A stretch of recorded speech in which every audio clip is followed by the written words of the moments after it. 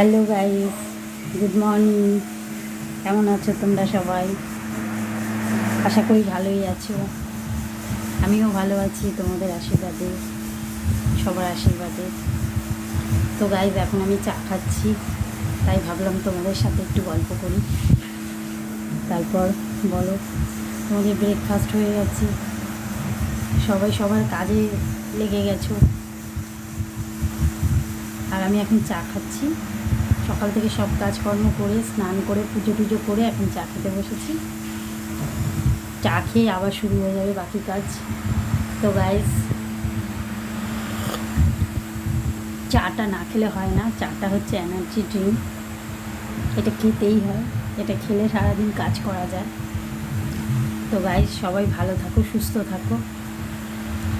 বর্ষাকাল, সাবধানে থাকো, বাচ্চাদেরও সাবধানে রাখো, আর সবাই সবার পাশে থাকো।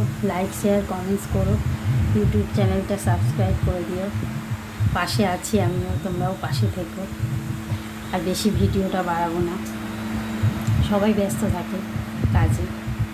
তো গাইস, চলো এখনকার মতন টাটা, আবার পরে কথা হবে। বাই।